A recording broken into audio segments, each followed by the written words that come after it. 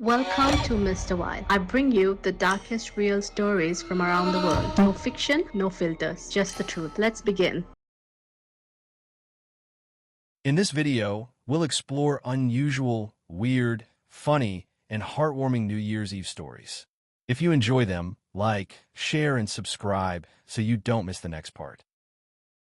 Imagine New Year's Eve with music in the background, people dressed up, glasses clinking, countdown clocks on screens. And right in the middle of all that celebration, there's a wedding taking place with white lights, family wiping proud tears, and a bride who has spent a year planning every single detail so nothing goes wrong, until suddenly something does, because the bride simply disappears, not she is running 5 minutes late. Disappears, but completely gone, with her bouquet left behind, her phone sitting on the table, her shoes neatly placed together, and within minutes, everyone begins to believe they're dealing with a missing bride on her wedding day, when in reality, she is not missing at all. And what she's actually doing turns out to be far stranger, sweeter, and much more human than anyone around her could have imagined. Our bride, let's call her Emily, lives in a small town where everyone recognizes each other at the grocery store and news travels faster than the internet. And she is known as the kind of person who plans things thoroughly, who labels containers, who keeps lists for her lists, and who had carefully built her New Year's Eve wedding schedule down to the exact minute of the midnight countdown. She loves her fiancé, Daniel, who is warm, silly in the best way. The type of person who lights up a room without trying, and everything about the day feels joyful and under control until just before the ceremony, when Emily asks for one quiet minute alone in the bridal room, which every bride does and nobody questions. But when her bridesmaids return, there is nothing but empty space where she had been sitting only minutes before, with the strange detail of her shoes placed together on the floor, and her phone still on the dresser, which instantly takes the situation from normal pre-wedding nerves to something that feels larger and much more frightening. At first there are laughs and casual comments because people assume she is hiding as a playful moment or fixing her makeup or taking a second to cry happy tears where nobody can see her. But those light jokes slowly fade as time keeps moving, voices start getting tight, and people realize that no one has any idea where she went, which leads to family members searching hallways, bathrooms, stairwells, parking lots, and finally whispering the word everyone was trying not to say, the word kidnapped, as Daniel sits nearby with his heart in his throat, wondering how the happiest night of his life has suddenly turned into a nightmare. The venue cameras are checked, and what they show only deepens the mystery, because Emily simply walks calmly out of the bridal room barefoot, lifts the hem of her dress to keep it off the floor, looks around like she's checking whether someone is watching, and then leave through a side door without running, without panic, and without anyone with her, which raises even more questions about why she would leave everything behind, including her phone, on the biggest night of her life. The police begin searching the area. The guests are buzzing with rumors, relatives are crying, and Daniel prepares himself for the worst until a call comes in from a nearby gas station reporting that a bride in full wedding dress, barefoot and smiling, had just walked in, gone straight to the freezer, bought a large tub of vanilla ice cream, politely thanked the cashier, and left again as calmly as if this was just a normal errand. When officers finally find Emily, she is not in danger at all, but sitting on a swing in a quiet playground, her dress spread out around her, eating ice cream straight from the tub while looking up at the sky, as if she has all the time in the world. And when they ask why she is there, she answers honestly and without drama. Nothing is wrong. She is not running away from the wedding. She is not afraid of Daniel. She is simply overwhelmed by the noise, expectations, attention, and pressure of having the most important day of your life. And what she desperately wanted before saying her vows was one peaceful moment alone to breathe, to think, and to eat ice cream in silence like she used to as a kid. She left her phone on purpose because she knew that if anyone could reach her, they would pull her back immediately. She left her shoes because they were painful. She walked barefoot because it felt freeing instead of staged. And she chose the playground because it was where she had gone many times when she was younger to clear her head. When Daniel arrives and sees her sitting there under the night sky, his fear instantly melts into relief and laughter as she admits she only needed a pause before everything changed. and they sit together, quietly swinging and sharing the last bites of ice cream before walking back to the venue side by side. The wedding happens slightly late. Everyone cheers when they enter, and the story of the missing bride becomes one of those family legends that gets told again and again, because in reality, she had not vanished out of fear or doubt. She had simply stepped away to find herself for a moment, so that when she did walk down the aisle, she could do it without shaking. The real meaning of the story is that sometimes people do not disappear because they want to escape their lives or the people in them, but because they need a small pocket of silence before stepping into something big. And what looks like a dramatic mystery from the outside can actually be a simple act of self-kindness from the inside. Emily was never truly missing. She was exactly where she felt safe for those few minutes, sitting barefoot on a swing on New Year's Eve, eating vanilla ice cream, getting ready to begin the rest of her life. New Year's Eve has a very specific energy to it. The air feels busy, everyone is looking at clocks, kitchens are full of snacks waiting for midnight, and there's that strange feeling that you are standing with one foot in the past and one in the future at the exact same time. Parties are happening everywhere. Neighbors are laughing louder than usual. Someone somewhere always burns a batch of appetizers. And even the quietest towns suddenly come alive. In the middle of all that noise and celebration, one man made a decision that he would very quickly regret. He decided that on New Year's Eve, while everyone was distracted, he was going to commit a burglary. What he did not realize was that he had chosen the wrong house, the wrong people, and possibly the worst possible night of the entire year to try it. Our accidental criminal, whom we will call Ryan, was not a master thief, not someone with a long, complicated record of planning elaborate heists, but more of a person who had made a series of poor choices mixed with overconfidence and bad timing. He convinced himself that New Year's Eve was the perfect opportunity because people would either be out at parties or too busy celebrating to notice anything unusual. He picked a house he believed was empty, a quiet little place at the edge of a suburban neighborhood, with lights off and cars gone, and he felt pretty sure the owners were out at a big celebration. In his mind, this was going to be simple, quick, and clean. He would slip in, grab a few things, disappear back into the night, and no one would even realize until morning. He walked up the driveway in the cold night air, the sound of distant fireworks echoing like soft thunder, and he was feeling nervous, but also extremely proud of himself for being so clever. He tried the back door and froze in disbelief when he discovered that it was not even locked, which to him felt like confirmation that the universe was on his side. He took a deep breath, stepped inside, and began creeping through the dark kitchen, trying to keep quiet while his heart was beating fast enough to drown out every other sound. He could smell something warm and sugary in the air, like cookies or cake, which made the place feel strangely welcoming instead of threatening.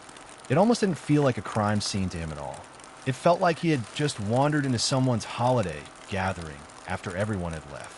What Ryan failed to realize was that the house was not empty. It was the exact opposite of empty.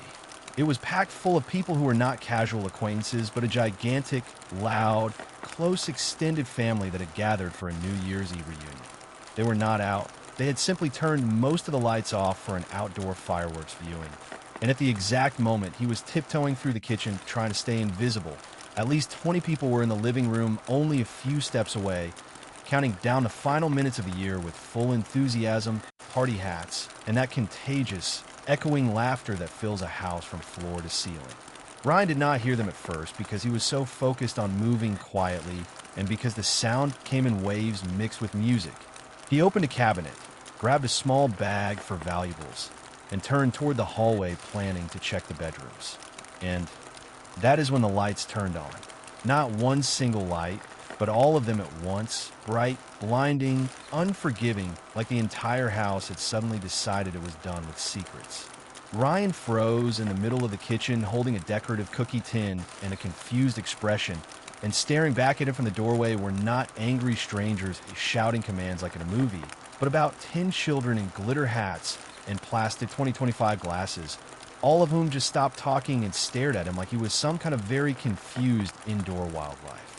The adults were only seconds behind them. They rounded the corner expecting to see kids sneaking snacks before midnight, and instead found a grown man standing in their kitchen holding a tin of cookies while wearing the most shocked expression anyone had seen in years. There was a single long, stunned silence where time felt like it had dropped out of the room entirely. Then everything happened at once. Nobody screamed. Nobody tackled him. Instead, the oldest grandmother in the family squinted at him and said in a completely calm voice, "You're early. We haven't done dessert yet." The entire room burst into laughter so sudden and loud that it stunned Ryan even more than being caught. The family quickly realized what had happened. This was not a violent criminal. This was someone who had very obviously broken into the wrong house and immediately gotten in way over his head. And instead of turning the situation into chaos, their reaction was so absurdly kind that it completely disarmed him. One of the uncles casually walked over and gently closed the back door. Another asked Ryan if he had eaten dinner. Someone else handed him a paper plate and told him to sit down. He was too shocked to run, too embarrassed to argue, and too overwhelmed to process how he had gone from burglar to deeply awkward party guest in under 30 seconds.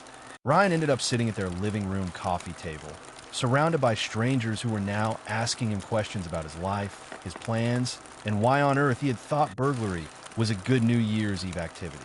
He admitted everything in one long stream of honesty because there was no point pretending anymore. He told them he was struggling, he felt desperate, and he thought stealing would be easy.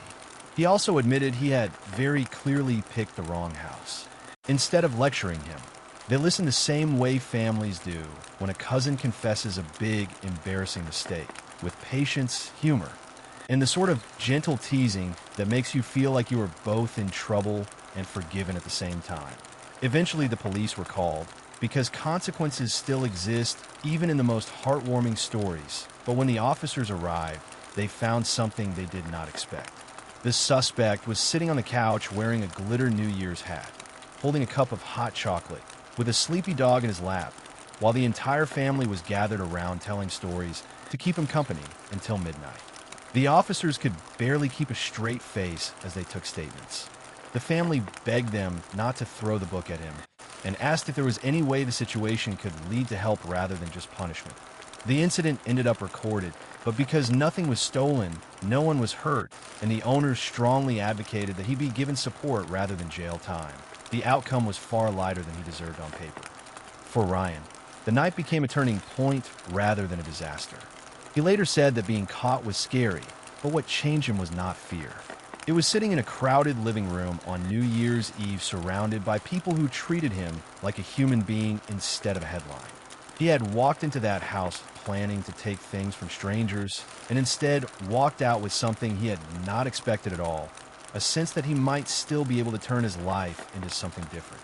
The Wrong-House Burglary that was supposed to be the worst idea of his life became one of the funniest and strangely warm New Year's stories that family would tell for decades. Whenever they would reach the end of December, someone in that house would always say, "Remember the year our burglar stayed for dessert?" And everyone would laugh again. And that is the truth hiding inside this ridiculous little story.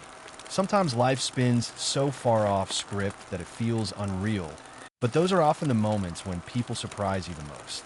A man walked in planning to take, and a family answered by offering cake.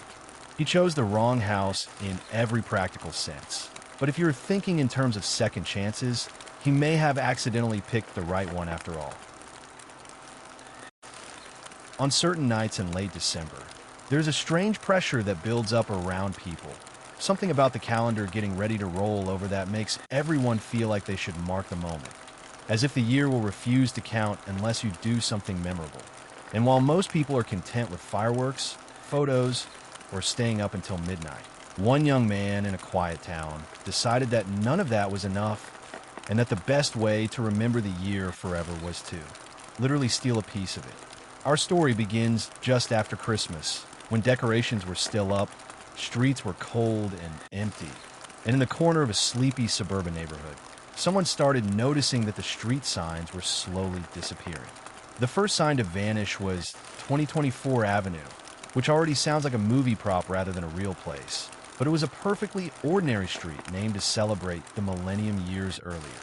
Residents woke up, drove to work, and something just felt strange without anyone quite understanding what it was until one neighbor finally realized that the tall green metal signpost that usually marked the entrance of the street had been cut free and taken in the night.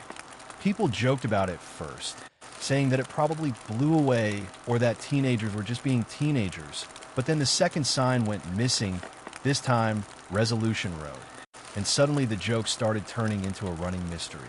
By the time Midnight Lane disappeared, people were convinced that either there was a very oddly focused windstorm, or someone was walking around the town in the middle of the night collecting New Year-themed street names like Pokemon cards. The local police department in this town was not exactly used to high drama, and their biggest cases usually involved runaway lawn ornaments or incredibly heated disputes about HOA fences. So when they finally logged this case officially as serial theft of municipal property, they were equal parts amused and annoyed. The officers began driving slow patrols late at night, trying not to laugh at the thought of someone dragging a 6-foot metal signpost down the sidewalk while treating it like a party prop. More reports rolled in during the week before New Year's Eve, and pretty soon, Town Hall had a list of missing signs that looked less like a police report and more like a festive poem. Fireworks Way, January Street, and Countdown Court all gone, like someone was preparing to decorate an extremely passionate New Year's-themed bedroom. What nobody expected was just how sincere and strangely wholesome the motive would turn out to be. You might imagine someone running a scrap metal scheme, or maybe reselling signs online, or decorating a chaotic college dorm, but the truth was much simpler and much more ridiculous. On the night, everything finally came together. An officer was driving past a small house near the edge of town when he noticed something that was impossible to ignore. Through the window, glowing with Christmas lights, he could see the faint outline of what looked like an entire wall completely covered in road signs. The officer did not even need binoculars. They were stacked like posters in a teenager's room. Not even hidden, practically yelling, "Yes, hello, the thief lives here." When he knocked on the door, a nervous 20-something opened it, instantly defeated in the way people get when they realize the game is over and the adults have arrived. Inside, the living room was a New Year museum. There were hats, streamers, empty confetti cannons, and on the main wall, proudly mounted with far too much effort, were all the missing signs, lined up like trophies. The thief confessed almost immediately, not because of interrogation technique, but because he had been waiting to explain the story to someone, almost excited. He said that every year he promised himself that the next one would be different, that he would mark the moment in a way he could never forget. And this year he thought it would be hilarious and meaningful to take home everything that felt like the new year itself, like he was bringing the celebration into his house in the most literal way possible. In his mind, it was sentimental. In the town's mind, it was very illegal. The police, trying very hard not to smile, explained that municipal signs are not souvenirs, that hardware stores exist, and that even if your motive is adorable, you cannot go around dismantling the town piece by piece. The young man returned every sign, helped reinstall several of them, wrote apology letters, and paid a fine that probably hurt more than the lecture. But what surprised everyone was how the town responded once the story spread. Instead of outrage, most people found themselves laughing at the mental image of this awkward, overly nostalgic person sneaking through the cold night, wrestling giant signs while humming Auld Lang Syne. Neighbors who had never spoken before suddenly had something to talk about. It became a local legend, retold every December, about the time someone loved New Year's so much they tried to redecorate the town with its own property. In the end, no one was hurt, nothing was permanently damaged, and the thief learned that memories work just fine without heavy steel props. But the story stuck because it captured something funny and oddly sweet about people and the strange pressure of the year changing. Sometimes folks buy fireworks, sometimes they write resolutions, and sometimes, once in a lifetime, someone decides the best way to say goodbye to a year is to take home the street sign that literally has its name on it. If nothing else, he got exactly what he wanted. A New Year's story he would never forget, and a town that would remember it right along with him. There are certain places in the world that collect stories the way old trunks collect dust. And hotels are at the top of that list because they're the kind of buildings where people arrive as strangers, leave as strangers, and in between live entire little chapters of their lives that no one else ever really sees. So it feels fitting that this particular story begins in a small, slightly old-fashioned hotel that was usually quiet except during holidays, and New Year's Eve was the only night of the year when every room lit up at once. The lobby still smelled faintly of cinnamon from Christmas. There were paper decorations taped in places the manager swore he would remove in January, and the staff was getting ready for the predictable chaos of midnight noise complaints when something very odd started happening with the guest registry. It began innocently. A single booking appeared under the name Mr. and Mrs. Tomorrow, which the receptionist assumed was either a typo or someone trying to be cute in a festive mood. But then another reservation came through with the name The New Beginnings Family, and then Midnight Party of Two, and by the afternoon of December 31st, there were half a dozen rooms booked by customers who all seemed to be less like real people and more like poetic metaphors. None of them left phone numbers, none of them requested breakfast, and yet every single reservation was paid in full with instructions that were polite and oddly formal. Asking for rooms with a view of the changing year, which in practice just meant anything facing the parking lot with a firework or two visible in the distance. The staff joked about it at first, saying that maybe a theater troupe was in town or some secret society was planning a very underwhelming apocalypse party. And by early evening, the front desk team had turned guessing their backstories into a game. Then check-in time arrived, and that was when things became stranger in the most gentle, comical way possible, because the mystery guests really did show up, only none of them matched what anyone expected. Mr. and Mrs. Tomorrow turned out to be a retired couple who arrived holding a small plant like it was a pet, explaining cheerfully that they always started the new year by planting something new the next morning, and they liked the name because it kept them focused on what was ahead rather than what was behind. The New Beginnings family was a group of 4 friends who had quit jobs they hated and decided to travel together for a year, laughing louder than anyone else in the lobby while dragging mismatched suitcases that looked like they had already seen several lifetimes. By 10 at night, the hotel was buzzing with this accidental theme, each mysterious name revealing a real person with their own strange and lovely reason for choosing it. But the real twist had not even arrived yet. The manager, a practical person who loved routine more than confetti, did the final room checks and noticed something peculiar. Although all these guests were very much present, not a single one of them had ordered room service, movies, extra pillows, or anything at all. They weren't in their rooms. The hallways were quiet. No music, no arguing over TV channels, not even the sound of showers. It was as if the entire hotel was full on paper, but empty in reality. For a moment, he wondered if he was losing it, walking through silent corridors like a character in a ghost story who doesn't know they're in one yet, until he reached the very top floor and heard something that instantly broke the tension: laughter. He followed the sound up to the old rooftop terrace that was technically closed for winter, but rarely locked. There, under strings of leftover Christmas lights and wrapped in coats, scarves, and an unreasonable number of glittery hats, were all the mysterious guests together in one place. They had pushed a few metal chairs into a loose circle, shared snacks from different countries and towns, and were telling stories as if they had known each other for years instead of hours. No one had organized it. One person had gone exploring, another had been curious about the view, and slowly everyone with a whimsical booking name just drifted the same way, like people drawn toward warmth on a cold night without fully realizing why. The hotel manager stood there for a second, ready to give the classic rooftop close speech, but he didn't. Instead, he watched as strangers toasted with paper cups. Someone in the group counted down the final minute of the year using an old wristwatch. And at midnight, instead of loud music and fireworks, there was this soft, heartfelt moment where everyone just hugged whoever happened to be next to them. A woman who had just gone through a rough divorce found herself laughing with a college student celebrating his first year away from home. An elderly couple shared chocolates with travelers who barely spoke the same language. And for a brief stretch of minutes, the rooftop of a small, ordinary hotel might as well have been the most peaceful place on earth. The next morning came with a quiet rustling of luggage zippers and coffee cups clinking in the breakfast room. And then the strangest part of all happened. The mystery guests left one by one, but not a single person checked out at the desk.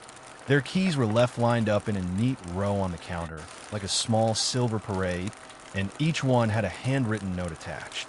Some said, "Thank you for the view." Others said, "This was the first new year I looked forward to in years." One simply said, "I didn't feel alone last night." None of them left full names. None asked for photos.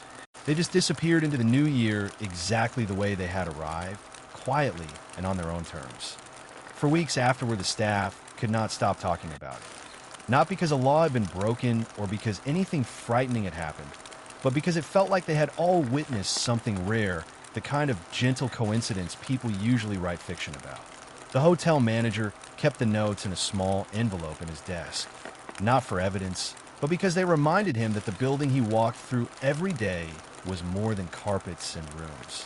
Every New Year's Eve after that, he made sure the rooftop door accidentally stayed unlocked, just in case the world decided to send another batch of mystery guests who liked to name themselves after hopes instead of surnames. Nothing dramatic happened. No one vanished.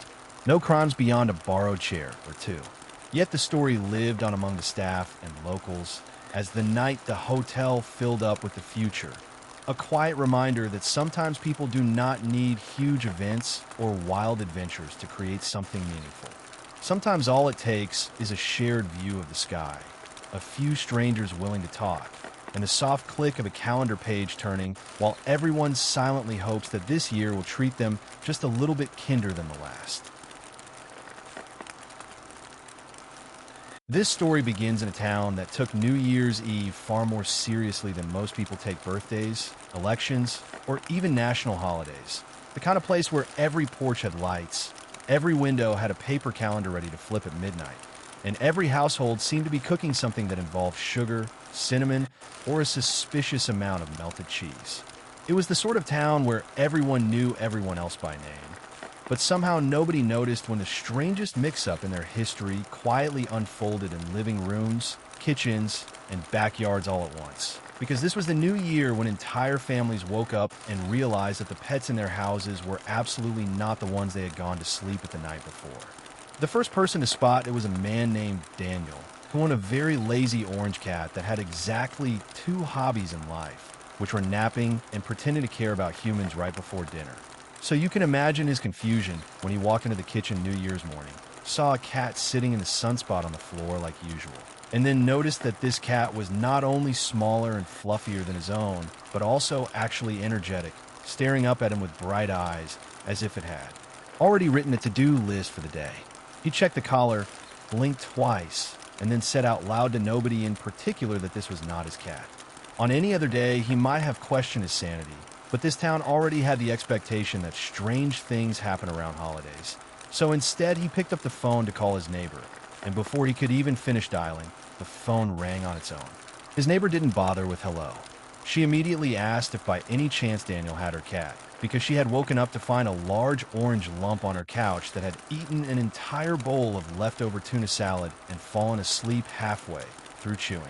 Within minutes, they had solved their part of the puzzle.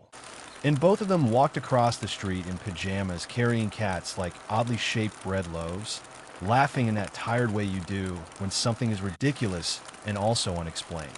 They swapped pets right there on the sidewalk, but as they were doing that, they noticed something important happening in the background. They were not the only ones. Down the street, a kid was trying to walk a dog that had never been on a leash in its life and clearly objected to the idea on every moral and philosophical level. A woman who had owned a quiet elderly pug for years was now being dragged down her driveway by what could only be described as a furry cannonball of enthusiasm that looked like it had learned about Zoom eyes only 5 minutes earlier and had sworn never to stop. Someone else was holding a rabbit with a bow on its head that they definitely had not owned the night before. Within an hour, the town square looked like a very polite, slightly chaotic pet parade where nobody had the right animal, but everyone was trying to be mature about it.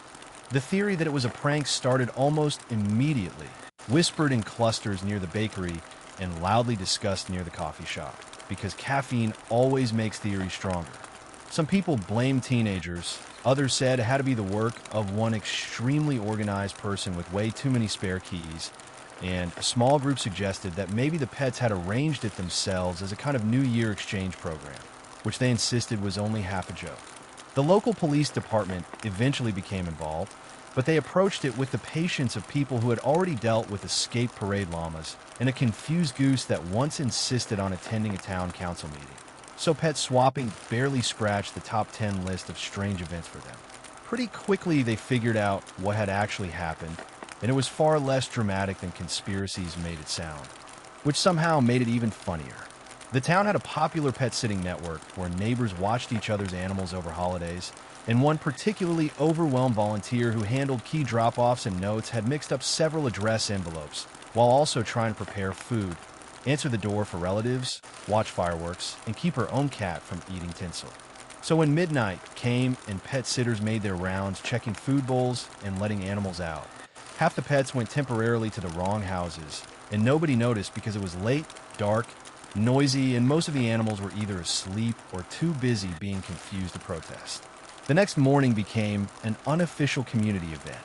People walked around with carriers and leashes, comparing collars and sharing stories about how surprisingly polite or shockingly disobedient their accidental pets had been for one night. A parrot had taught a family a new phrase. A turtle had mysteriously disappeared under a couch and later reappeared in the laundry basket like it was commuting. One very dignified elderly cat had spent the entire evening judging a room full of unfamiliar furniture with visible disgust. By noon, almost every pet was back where it belonged, and the town had laughed itself hoarse retelling the mix-ups. The best part of the whole thing was that nobody got angry. There were no dramatic confrontations, no long arguments over responsibility, just a strange sense that the year had started with a harmless shakeup that reminded everyone in town that they actually liked talking to each other. Kids met neighbors they had only waved to before. Elderly residents were invited in for tea, while pets were reunited. And more than one new friendship began with the sentence, "I think I have your ferret." Later that week, the story made its way into the local newspaper, which called it the case of the swapped New Year's pets. And although that headline made the whole thing sound like a detective novel, the truth was softer and warmer than mystery stories usually allow.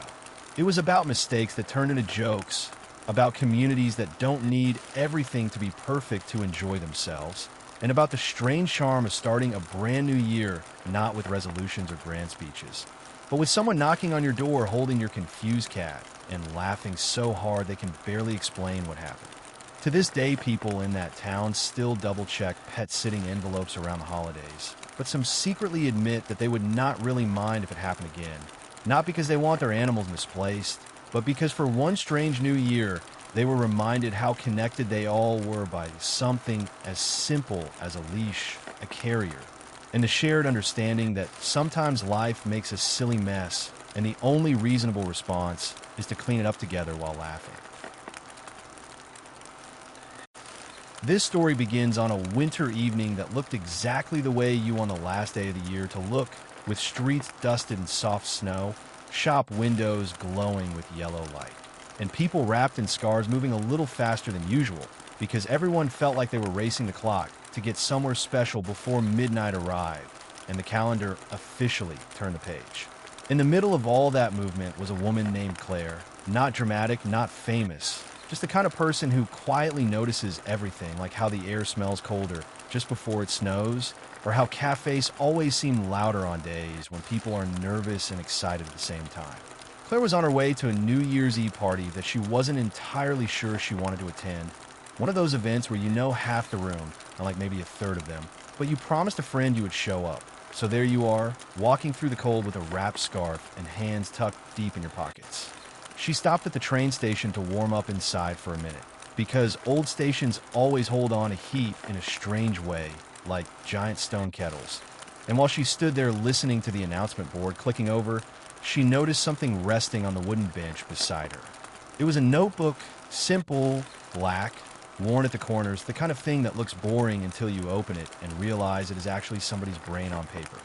She picked it up to hand it to the station staff, but curiosity tapped her on the shoulder harder than politeness did.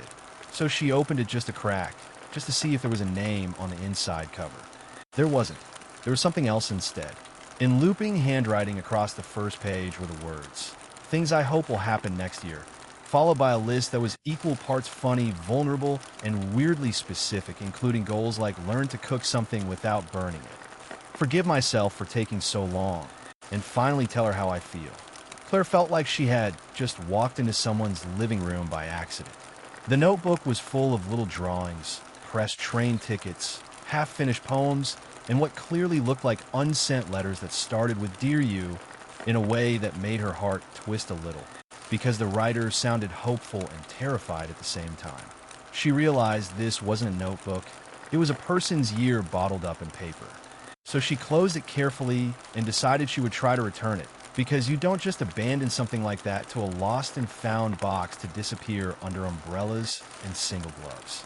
She left a note with the station clerk describing the notebook, then did something impulsive and slightly ridiculous. She stayed. Party plans faded a little in importance. She sat on the same bench with a cup of hot chocolate that was too sweet and waited, telling herself it was only for a few minutes. Minutes turned into an hour. Announcements rolled across the ceiling. People hurried past with luggage and resolutions packed into their coats. Finally, just when she was starting to think she had invented the whole emotional significance of the notebook in her head, a man rushed in through the side entrance with a heavy, worried expression of someone who has just realized what he has lost. He scanned the floor, the bench, his pockets, then closed his eyes and did that quiet sigh people do when they're trying not to panic in public. Claire stood up, held out the notebook without a big speech, and asked if it might be his. The way his face changed was almost comical, like a light being switched on in a house that had been dark for hours. He thanked her the way people thank doctors, waiters who save them from choking, anyone who returns something more important than money. They both laughed awkwardly. She made a gentle joke about his goal list. He admitted that he hadn't expected anyone to ever read even a single line. They kept talking.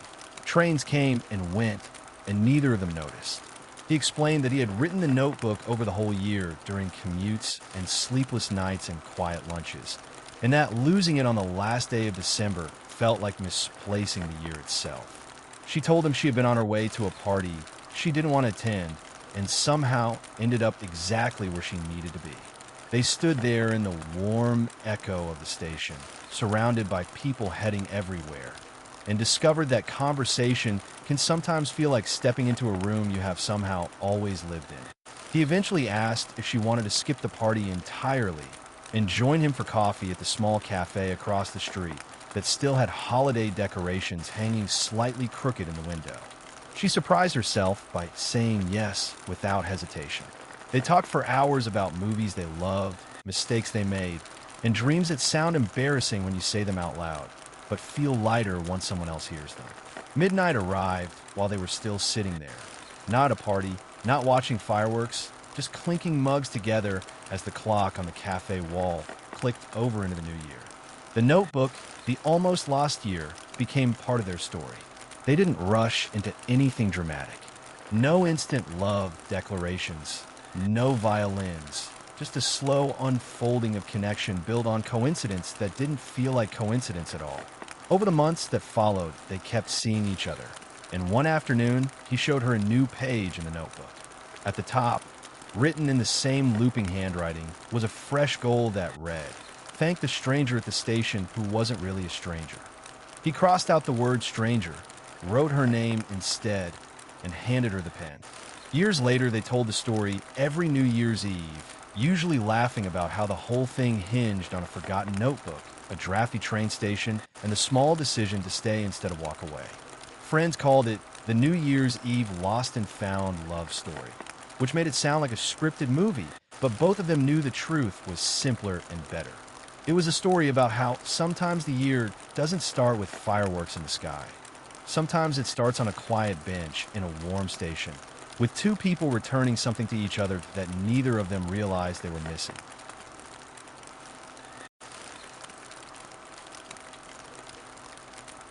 On the last morning of the year, the town of Alderbridge woke up under a fresh blanket of snow that softened every roof and tree branch and streetlight until the whole place looked like it had been quietly wrapped overnight and left as a surprise. It was the kind of snow that makes the world go quiet in a way that feels almost intentional, as if the year itself is taking one long, deep breath before letting go. People opened curtains and saw their front gardens hidden under smooth white hills, and they thought about errands and parties and countdowns. But something else quickly pushed all those thoughts aside, because just beyond the glass they noticed words in the snow that had not been there when they went to sleep. The first family to spot it lived on a corner house near the town square. Their teenage daughter ran downstairs because from her window she could see a message written in careful, sweeping lines across their untouched driveway that read, "You are doing better than you think." There were no footprints anywhere near the writing, just that sentence carved into the perfect surface of the snow, which made it look like the words had fallen from the sky along with the flakes. Within an hour, the same discovery began happening all over town. A baker opening his shop saw outside his door, "Keep going." A widower on the edge of town looked out into his garden and found, "You are not as alone as you feel." Nobody could figure out who had done it or how it had been done without leaving so much as a single path of disturbed snow. By mid-morning, the town square was buzzing, not with arguments or fear, but with the kind of excited confusion that makes people talk to strangers without hesitation. People compared photos on their phones and tried to piece together whether the messages connected somehow or whether they had all been randomly assigned to doorsteps like strange fortune cookies written in frozen ink. Children loved it most of all and treated the whole town like one giant puzzle, racing along sidewalks with scars trailing behind them, insisting that the mysterious writer must have access to secret tunnels or that maybe the snow itself had simply decided to say something before melting away. Adults smiled at those theories, but privately wondered themselves because those impossible clean messages really did look like something no ordinary person could have pulled off. One message in particular began to spread by word of mouth faster than any rumor ever had in Alderbridge. An elderly woman named Nora, who had lived alone for years in a little house that leaned slightly to the left as though tired of standing straight, looked out at her front path and saw just two words, "Stay tonight." She had been planning to travel to her sister's house in the next town for the New Year's Eve celebration, and she had already packed a small bag, coat laid out, and keys waiting by the door, but those words written so neatly in snow stopped her hand in midair as she reached for the handle. She did not know why, but she felt a calm certainty settle over her, the kind that does not shout or threaten, but simply makes your shoulders drop. She listened to it. She stayed home.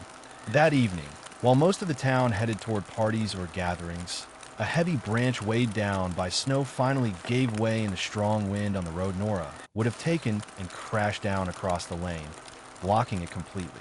No one was hurt, but anyone driving through at the wrong moment would have been. When her neighbor told her about it the next day, she did not say much, only smiled in that slow, private way people do when they feel like the universe has just tucked a small secret into their pocket and asked them to hold it quietly. As the day went on, curiosity started to turn into something else, something warmer.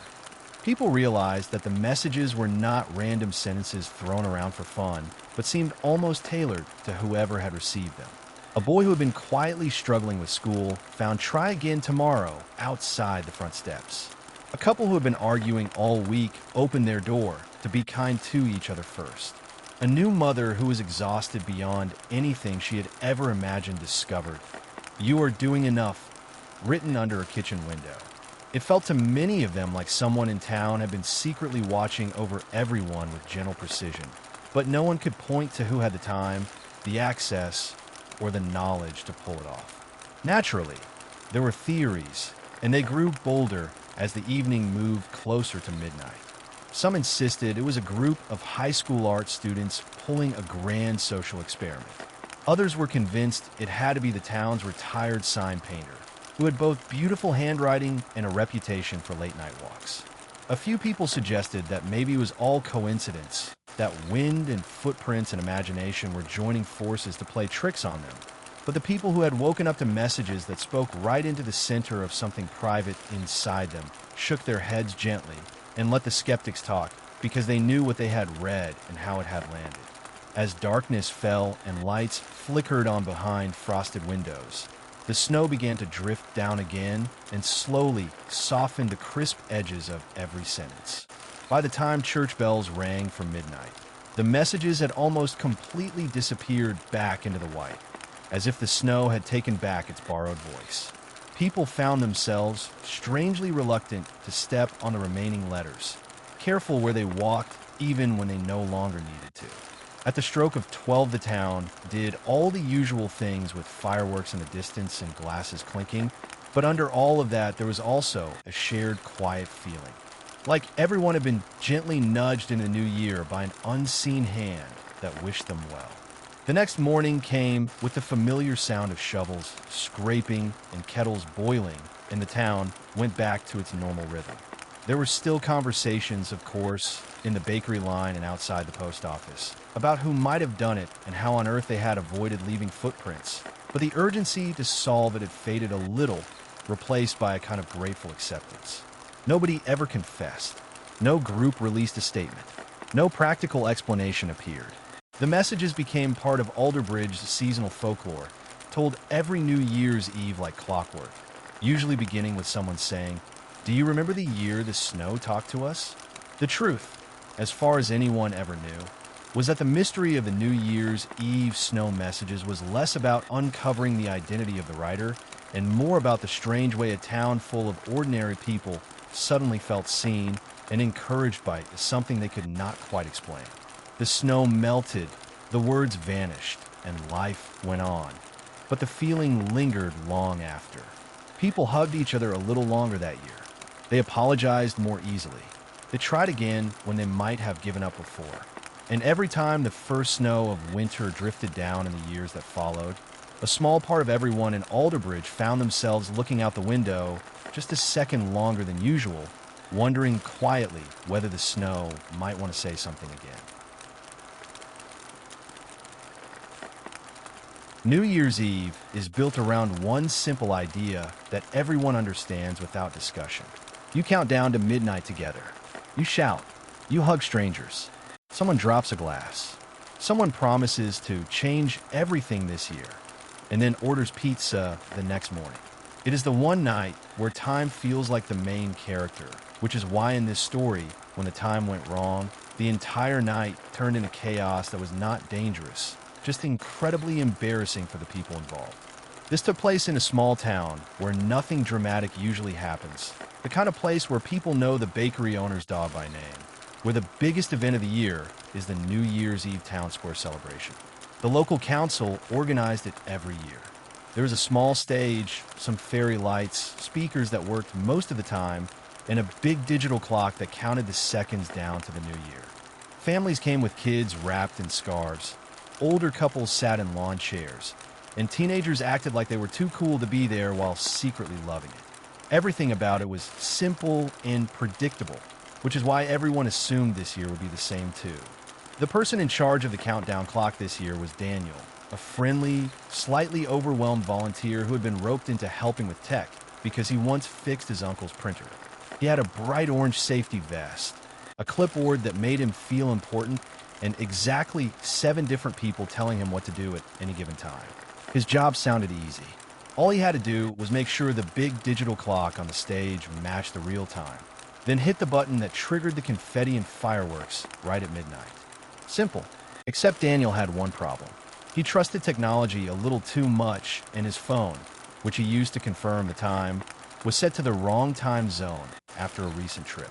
So while the rest of the town was happily moving toward midnight, laughing, eating street food, and talking about resolutions they knew they would forget, Daniel quietly set the official town clock 1 hour ahead without realizing it. The clock now believed midnight was coming a full 60 minutes before it actually would. No one noticed. No alarms went off. The clock looked perfect. It was big, bright, and confidently wrong. The band finished playing their last cheerful song. The mayor stepped up with a short speech that sounded like the same speech from every past year about community, fresh starts, and how the parking situation would be looked into soon. Everyone looked up at the glowing clock that said there were only seconds left. People grabbed their phones. Couples held hands. Kids bounced in place. In living rooms across town, people watching the live stream on local TV were already texting relatives, "Turn on, it's about to happen." The energy built, the final numbers flashed, and the entire town roared the countdown together, believing this was it. 10, 9, 8. The crowd felt electric. 7, 6. Friends filmed themselves shouting. 5, 4. The confetti cannons got ready. 3, 2, 1. Happy New Year. Fireworks shot into the sky. Confetti exploded into the faces of people who were both freezing and thrilled. Music blasted, couples kissed, someone started crying from happiness, strangers hugged, and the mayor yelled something emotional into a microphone no one could really hear. It was perfect. It was cinematic. It was completely wrong, because the actual time was 11 p.m. The first person to realize something fell off was a teenager who had been checking a world clock app to see when New York would ring in the new year. He looked down, looked up at the fireworks, then looked down again and said out loud, "Wait." Nearby, a group of friends noticed their phone alarm set for midnight had not gone off yet. An older man looked at his wristwatch, frowned, tapped it, then tapped it again because in his mind the watch had to be wrong, not the town. The confusion spread slowly at first. People started whispering. A couple stopped mid-kiss to check the time on their phones. A kid tugged his mom's sleeve and loudly asked, "Did the new year come early?" The local TV station, which had been proudly broadcasting the event live, suddenly had a problem. Their screen graphics showed 11:01 p.m. in the corner while fireworks lit up the sky and the anchor tried to keep a straight face. Social media lit up instantly with posts like, "Our town just celebrated the new year an hour early," followed by laughing emojis. On stage, Daniel realized what had happened just as 3 different organizers turned to stare at him. He looked at the big glowing clock. He looked at his phone. He felt every ounce of color leave his face.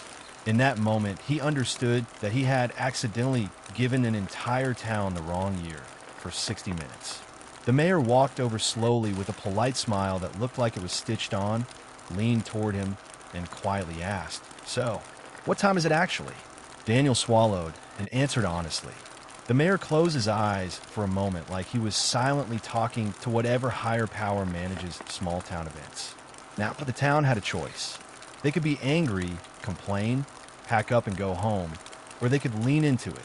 And because this was not a night about perfection, but about feeling like life is still funny and unpredictable, the crowd did the best possible thing. They laughed, not just a little. People were doubled over laughing at the fact that they had all screamed "Happy New Year" to the wrong hour. Memes were already being made. Someone shouted, "We get 2 New Years." That line spread like fire. The DJ announced in the microphone, "Okay, so that was the practice round." The band came back on. The clock was corrected, and the party, instead of ending, somehow became even better. For the next hour, the town lived in this strange bonus time. Kids bragged that they had already been in the new year. Couples joked that they had already had their first kiss of the year and would have to do it again. Restaurants offering midnight specials just extended them because why not? The local TV anchor gave up trying to be serious and said, laughing, that this was officially the earliest midnight celebration the town had ever had. Then, when the real midnight finally came, something surprisingly sweet happened. There was no big formal countdown on the stage this time. People counted together more softly, like an inside joke only they understood. 10, 9, 8. They smiled at each other because they had been through an accidental rehearsal. 3, 2, 1. Happy New Year again. No nerves. No stress about timing. Just warmth and shared embarrassment turning into shared joy. Daniel apologized over and over and was convinced he would never be allowed near any piece of technology again. Instead, people thanked him. Not sarcastically, genuinely. Parents said their kids would never forget the year they got 2 countdowns. Teenagers said it was the first time the town ever felt unintentionally hilarious. The mayor even said in the next council meeting that this mistake brought people together more than a perfect program ever had. The story spread online. Other towns commented. Some said they were jealous. Others admitted they had come close to doing the same thing, but caught it at the last minute. Within the town, it became a tradition. The following year, someone jokingly asked, "Are we doing the early New Year again?" They didn't repeat the mistake, but they did keep the joke alive. People still said, "Remember the year we celebrated at the wrong time?" And everyone who had been there smiled because they remembered exactly where they were standing when fireworks went off at 11 p.m. No one was hurt. No crime committed except against accurate timekeeping. Nothing dark or heavy. Just a night where the most important clock in town was wrong, and everyone decided that instead of getting upset, they would turn it into one of their favorite stories. A reminder that sometimes the timing is wrong. The plan breaks, the countdown hits zero too soon, and it still becomes a good memory. So the midnight countdown that happened at the wrong time was not really about clocks at all. It was about a town discovering that joy is not fragile. You can celebrate at the wrong hour, laugh at yourself, and somehow end up feeling like you got an extra piece of the new year. New Year's week is already strange. People are tired from holidays, half living on leftover desserts, half trying to convince themselves that next year they will suddenly become perfectly organized human beings. So this was the perfect week for one of the most confusing police calls a small city had ever received, involving a man, a parking lot, and a car theft that technically was not a theft at all. The main character here is Mark. Ordinary guy, office job, loves coffee more than sleep. Proud owner of a slightly old but very reliable silver sedan that he washed only when rain accidentally did it for him. On December 31st, he went to a huge shopping center to pick up snacks for a small New Year's Eve house party with friends. Nothing dramatic, just chips, soda, paper plates, and the classic promise that this would be the year he would finally learn to cook real meals. The shopping center was packed. People moved everywhere with carts like they were preparing for a snowstorm.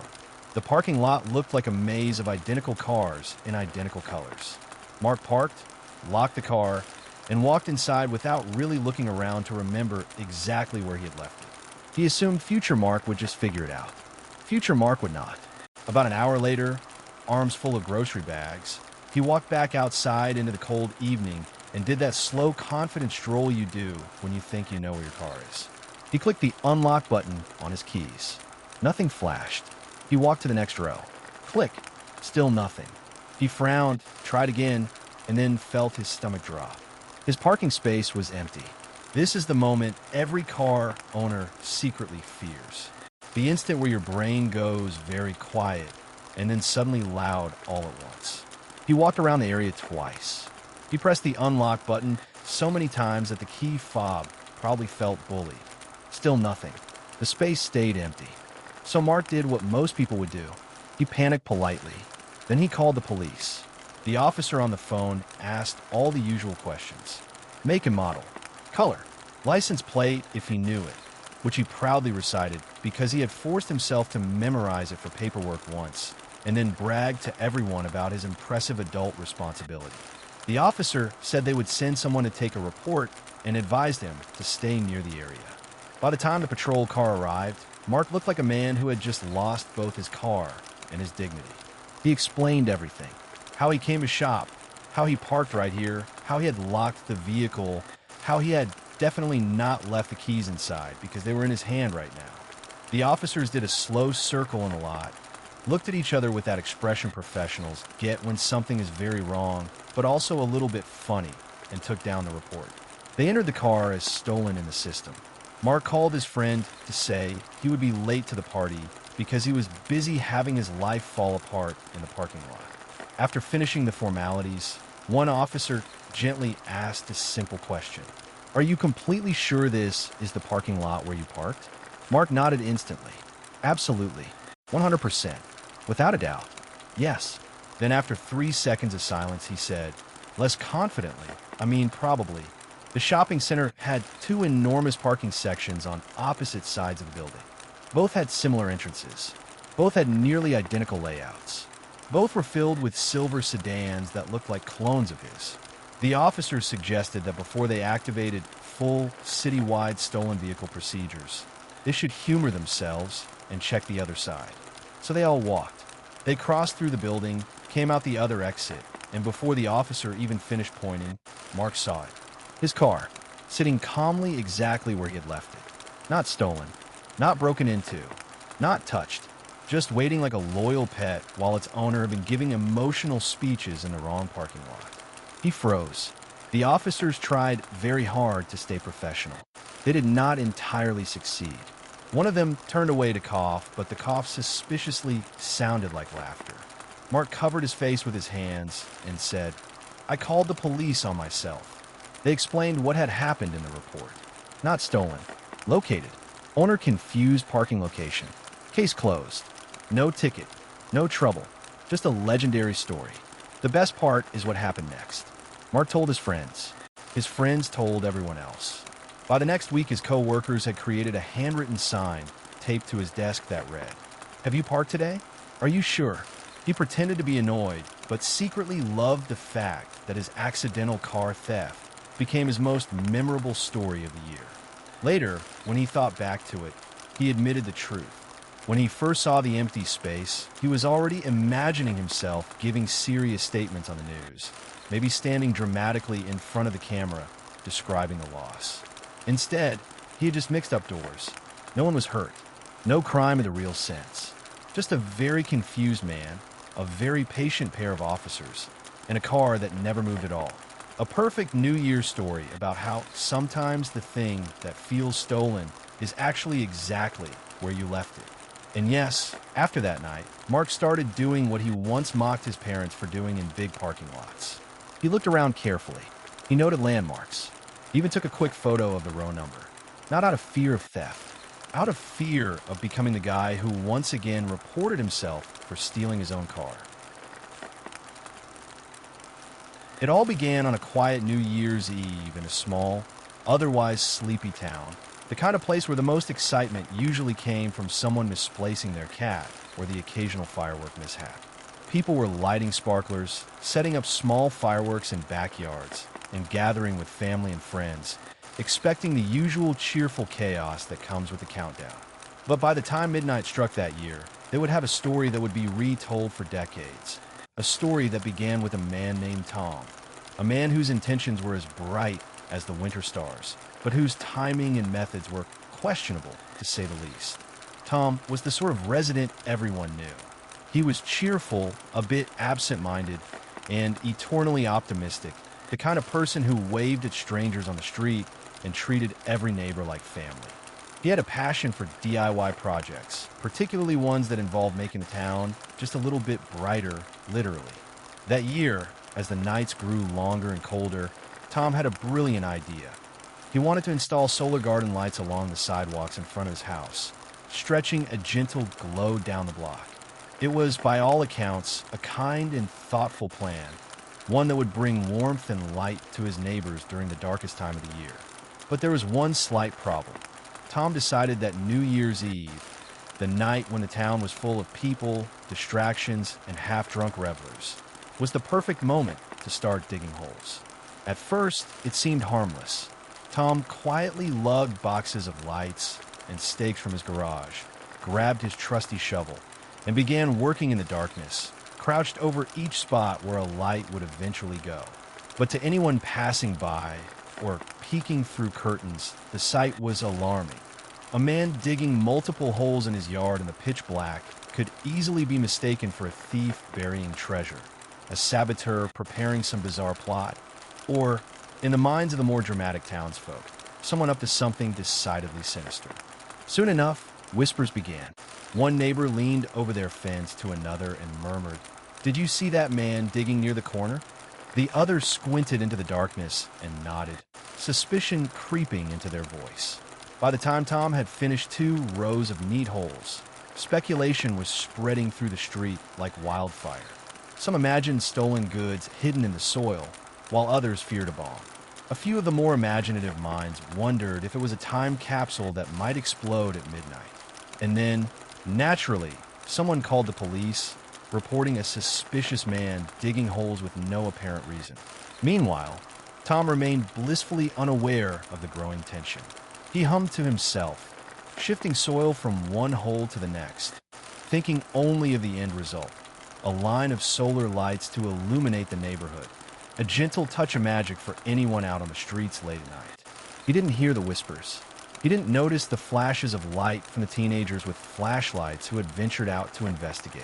He certainly had no idea that by the time the clock struck 11, a small crowd had gathered, a mix of curious neighbors, wide-eyed teenagers, and even the local constable, who had been tipped off about suspicious activity by an increasingly concerned resident. The air was crisp, the kind that makes your breath visible in little clouds, and the quiet of the night made every movement seem exaggerated. Every scrape of the shovel, every crunch of boots on frost-covered grass, echoed like a warning. The teenagers, emboldened by the mysterious circumstances, whispered theories to one another. One suggested he was burying treasure. Another thought he was building some secret fireworks launch, and the bravest suggested it might be a spy operation. In reality, the only secret operation happening was Tom's quiet quest to make his street a little more magical. By 11:45 p.m., the suspense had reached a near hysterical level. Neighbors were peering through curtains, flashlight beams danced across lawns, and even the constable was pacing, trying to reconcile what he saw with the report of a suspicious man digging holes.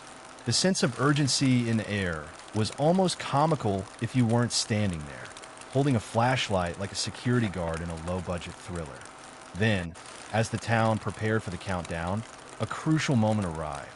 The moment when all speculation and paranoia would either explode or dissolve into something utterly unexpected. Tom, still kneeling in the soil, paused and looked up at the crowd forming around him. He could see the constable approaching cautiously, flashlight in one hand and a notepad in the other, and a few neighbors standing rigidly in the street, hats pulled low, eyebrows raised. The constable called out, "Sir, can you explain what you're doing here?" Tom, who had been so focused on his project that he hadn't even realized he had an audience, blinked in surprise. Then, with his usual sunny demeanor, he replied, "I'm installing solar lights. I thought it would brighten up the street for everyone this winter." For a moment, silence fell. Then came the laughter. One neighbor chuckled, then another, until the entire small crowd erupted into joyous relief and amusement. The tension, the whispered fears, the imagined crimes, all of it evaporated in the warmth of understanding. The constable, slightly embarrassed but also relieved, shook his head with a grin, muttering something about overthinking on New Year's Eve, while the teenagers exchanged sheepish glances, their imaginations having run far wilder than reality. By the time the final light was planted, the atmosphere had completely changed. People who had been watching from behind curtains were now standing shoulder to shoulder with Tom, helping to level the soil, securing the stakes, and admiring the soft glow that now stretched down the sidewalk. Children ran around inspecting the lights, faces illuminated with wonder, and adults exchanged stories of their initial fears, laughing at how the neighborhood had transformed a simple act of kindness into a legendary mystery. The story didn't end there. Inspired by Tom's creativity, neighbors began decorating their own homes with small lights, creating a street-wide display that transformed the quiet town into a glittering winter wonderland. The solar lights became more than decoration. They were a symbol of community spirit, a reminder that a little effort, a little imagination, and a lot of kindness can bring people together in the most unexpected ways. By the time the clock struck midnight, the initial tension had fully given way to celebration. People cheered, hugged, and shared stories about the strange events leading up to that moment. The children squealed in delight, running between the glowing stakes, and even the teenagers who had imagined nefarious plots couldn't help but join in the laughter. The small town, for one magical night, had discovered the joy that comes from curiosity, humor, and shared experience. In the days that followed, the tale of the suspicious man digging holes became a cherished local legend. New residents would hear it at block parties, school children would giggle about it in the playground, and even the police officer who had first arrived on the scene would recount the story with a smile, emphasizing how a simple act of generosity had created a memorable community moment. Tom, of course, became a local hero in his own right. Not because he had done anything particularly grand, but because he had unknowingly taught a small town a valuable. Sometimes, the most unexpected situations lead to the strongest bonds and the happiest memories. The solar lights remained, a constant reminder of that New Year's Eve. Every year afterward, as December rolled around, neighbors would glance at the glowing stakes and recall the night when imagination and suspicion collided, only to transform into laughter, joy, and connection. And in that quiet, glowing street, it became perfectly clear that the story wasn't about holes in the ground. It was about the holes in people's assumptions, filled instead with warmth, light, and a touch of holiday magic. Thank you for watching. I'll see you in the next story. Make sure to subscribe, like, and share if you want more.